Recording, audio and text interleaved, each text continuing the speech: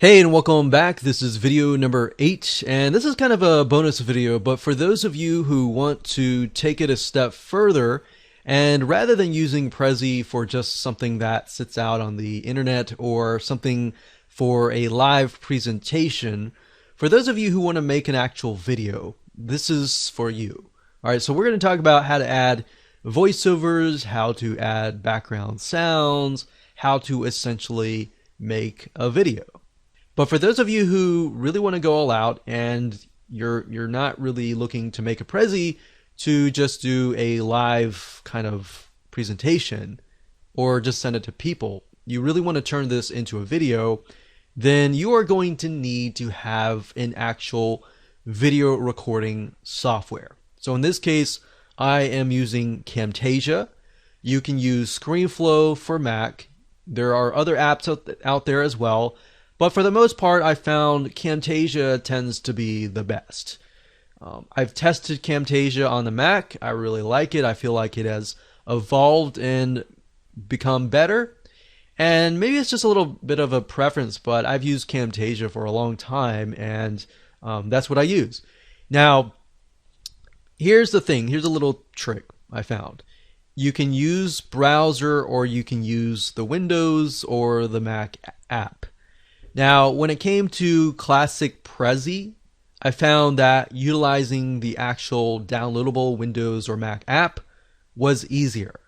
But that times have changed, and if you click on Prezi, and we go with Prezi next and click on Present, this is what it looks like. So in reality, I found that they've made Prezi Next very, very easy to use, and you can either use a browser version or you can use the Windows or Mac app. So if you're using the classic Prezi, then what I found is it's just easier to use the downloadable Windows or Mac app. If you're using Prezi Next, it doesn't matter. You use browser or you can also use the downloadable app. Both actually work. So learn from me because, I've recorded many videos and since then made a lot of Prezis, and the classic Prezis were actually very difficult to record because a lot of times, the reason why was a lot of times the browser app, things would just get in the way and it'd be really hard to record.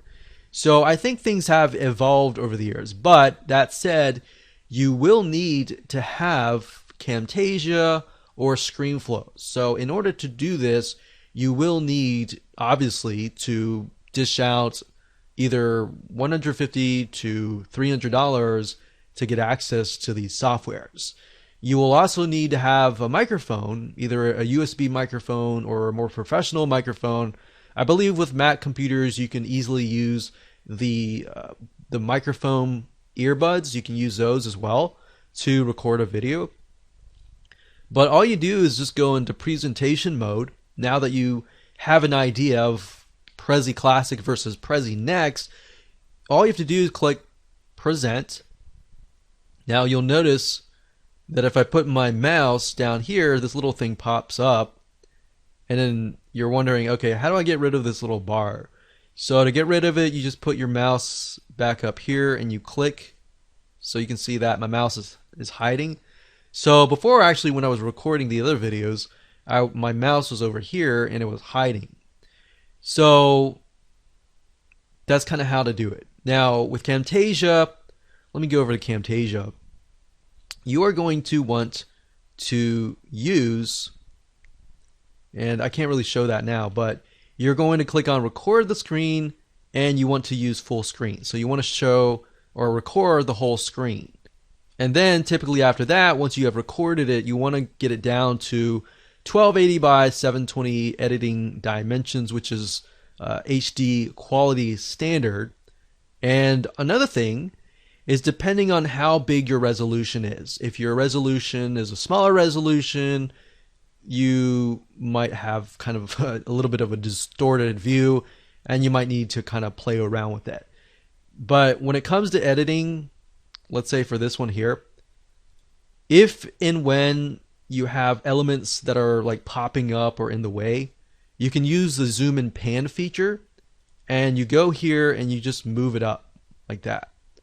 So you can move it up. Obviously, it crops out certain elements of the actual video, but then you remove the elements that are popping in and all that. So that's something good to know. I mean, I've made so many Prezi videos over the years that I've realized there are certain elements, certain things that you'll run into along the way that you'll never really know unless you actually do it. So like I said, you got to do it a few times, sometimes a few times, sometimes 10 times, sometimes 20 times, until you perfect your own process. But that's fine. That's part of the game. And at the end of the day, you know, some of your videos that start out may be slow. Now, some people ask, okay, when you make videos, do you just record the voice first and then you kind of show the Prezi in action? Or do you actually walk through while you're showing the Prezi?